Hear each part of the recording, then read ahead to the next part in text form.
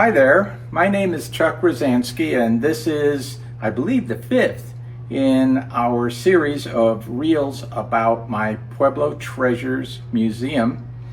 And today's reel is on a little bit of a touchy subject, I guess, but it has to do with coming to visit here. I have a lot of people who want to come and visit my museum because of the objects that are in the museum.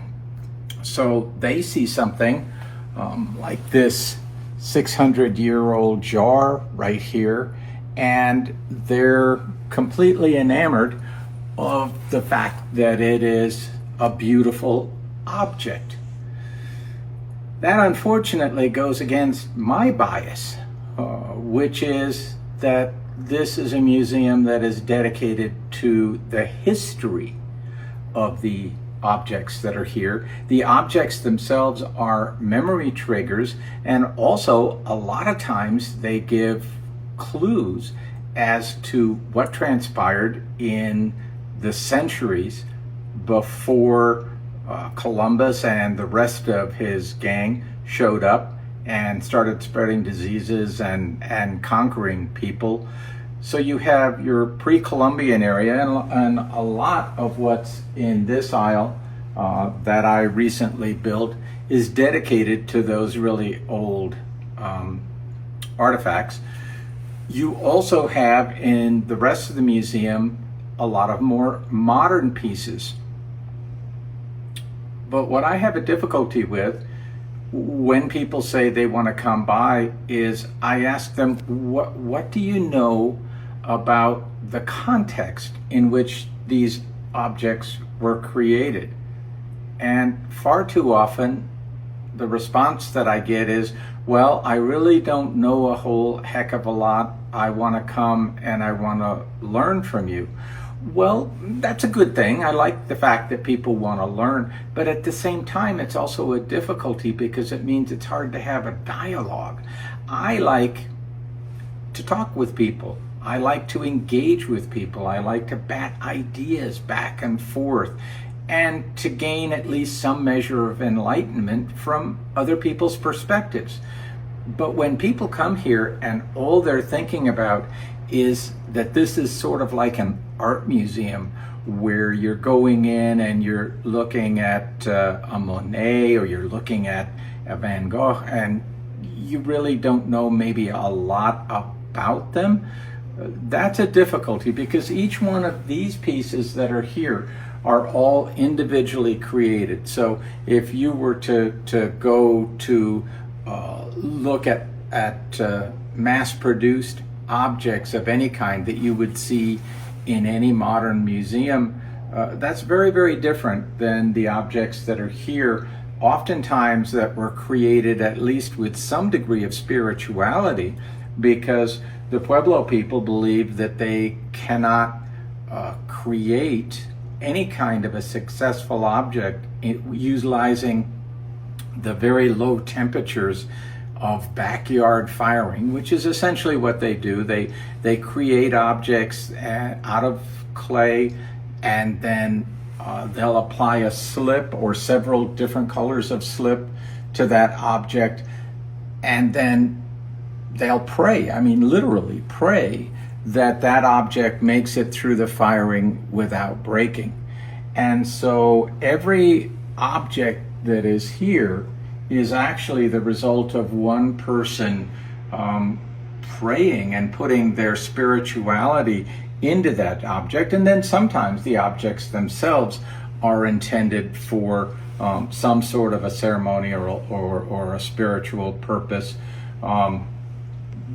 In terms of what we can glean or what we can enlighten or derive from the designs, sometimes, like on these old Tanto polychromes, you have these Kachina-like figures that have this very strange mouth that goes with them, and there's another one right here. And these are actually datura flowers. And so in some way, shape, or form, and we really don't know how or why, But these two jars in particular had something to do with utilizing datura as a hallucinogen, which is very dangerous, by the way. I do not recommend it. Charmier Makuzik, who was an archaeologist who lived in Globe, Arizona, did a really wonderful video. It's up on YouTube. You can take a look at it, where she talks about there being actually a datura origin to what she called the Kachina cult, and the rise of that religion sparked a lot of changes in the 1300s and the 1400s. These jars are probably right at that nexus, 1375, 1400, something like that.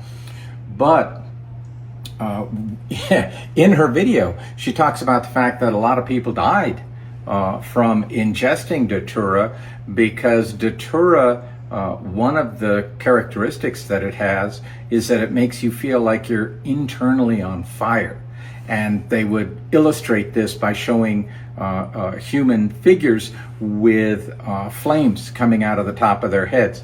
And so the greatest fear, the greatest problem that arose was that people would jump into bodies of water and drown themselves. So that takes it from, oh my God, this is a cool looking jar and it's got really nice paint on it, to, hey, wait a minute. This was part of a cultural phenomena, and this is a record that still remains and still exists of that cultural phenomena. And oftentimes, I don't know if I can with these, but oftentimes, if you put your hands inside of a jar, you can still feel fingerprint impressions from the original creator, because all of these were hand formed. So they would put coils together. Oh yeah, here I can feel them right here on this one. And so you're reaching across space and time 600 plus years and feeling the same tactile surface that was felt by the creator who originally formed this pot in a little room with no light 600 or 700 years ago.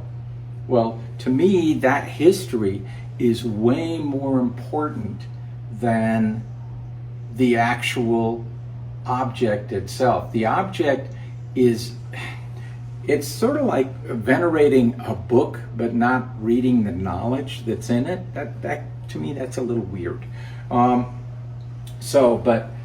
When you come to the Pueblo Treasures Museum, please take a minute and learn a little bit about who the Pueblo people were at the time that Coronado first entered the American Southwest, which would have been about 1540. There were supposedly upwards of 100 active pueblos that were still mostly along the Rio Grande or in the drainages of the Rio Grande.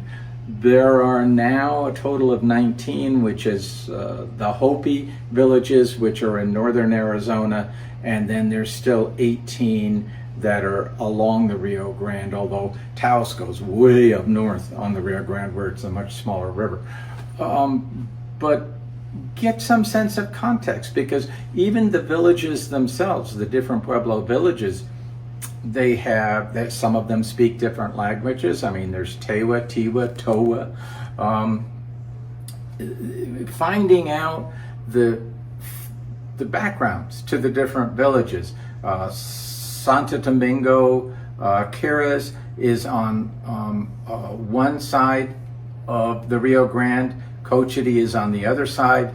Totally different religious backgrounds to those two villages, because at Cochiti, as you can see down here, I'll walk past Doug. Sorry, Doug.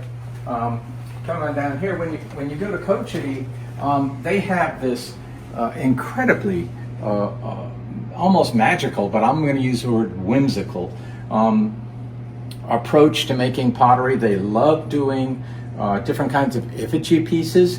And so you can see they would do these pictures. These are all from the late 1880s, 90s, or 1910 maybe. As you're looking at these figures, they still make them to this day. And so you're seeing these wonderful expressions of oftentimes anthropomorphic art. Now, Kawa, on the other hand, they're incredibly conservative. And finding anything from Kawa that's other than just a straight bowl with a very simple design on it, that's a small miracle, because they just don't want any religious iconography whatsoever to ever be on their pottery. So they stick to things like floral motifs and little abstract designs and stuff like that, but they don't do anything like what they do at Kochidi, where they just kind of go nuts. And then there's Taos, and Taos is way up north, and they're all by themselves, except for a little place called Picuries, which is in the mountains, a little southeast of them. And they make their clay out of mica, and so their clay vessels, this may actually be a Picuries vessel here, but they use a clay that has really heavy mica content, and it supposedly is great for cooking with. Supposedly makes the best cooking pots, and so I can show you really old micaceous cooking pots. If we wander down this way, there's different parts of the Pueblo Treasures Museum. So there's Zia Pueblo, which is just north of Bernalillo, right next to Santa Ana. Santa Ana, you can't even go visit because they don't allow visitors. Whereas at Zia they do, but they just have different worldviews. And so recognizing that and understanding that, Acoma, these are Acoma pots here, and Acoma pots going down this entire row. They also have, like Kochidi, that very whimsical approach. And we'll look over here at Hopi for a second, because my museum is a little bit of an outlier, because if you go to most museums, you're going to see big bowls and you're going to see big jars like that one, and kind of the big stuff. I specialize in having things that are more effigy oriented or tourist oriented, but I do have major pieces, things that you would go into the big galleries and you would see, and they're thousands of dollars. I mean, I paid over $10,000 for that Kochidi figure right there many years ago, and you can't buy those human figures like that anymore. They simply don't come to market. But the point being that when you come to visit the museum, there's no other place like this in the world. If you go, here are cylinders and boxes right here from San Ildefonso, and you could go to all the museums in America put together and not see this many cornmeal boxes.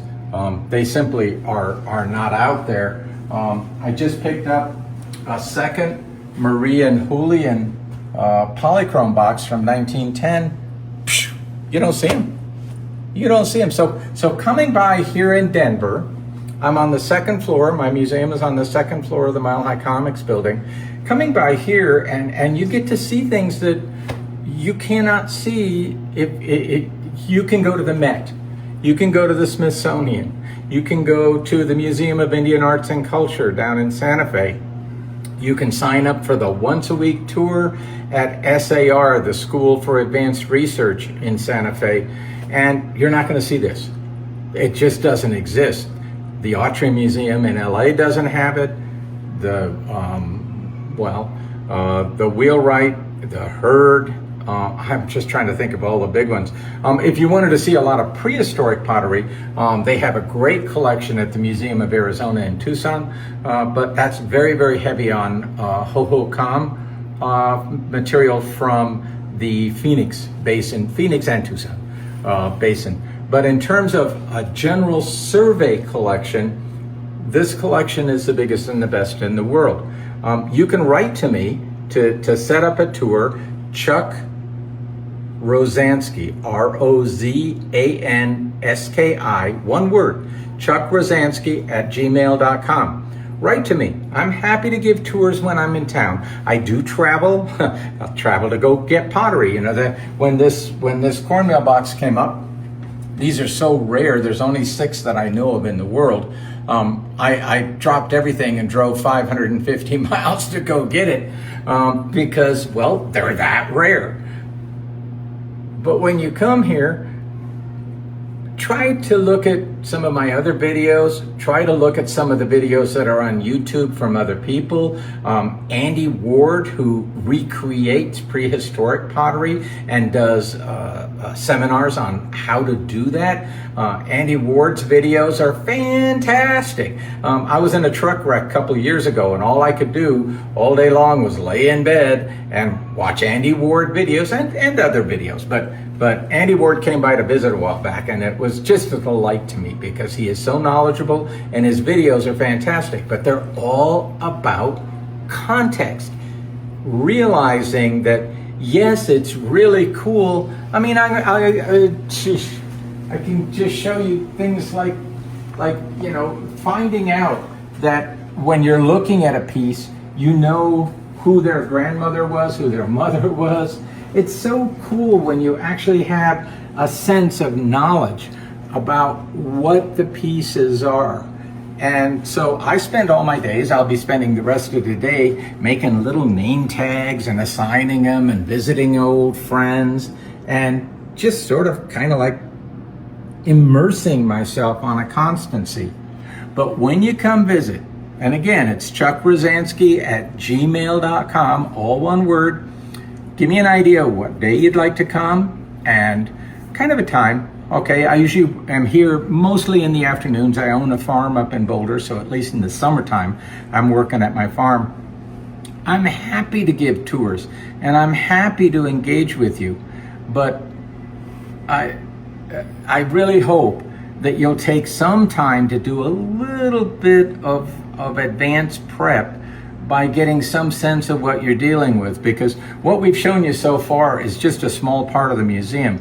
There's over 100 showcases, each averaging over 150 pieces per showcase. Math is pretty easy. 15,000 plus pieces here. You're not going to see anything like this anywhere else in the world, and I say that unequivocally.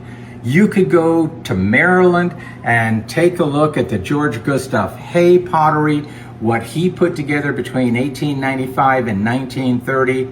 It does not match what's here.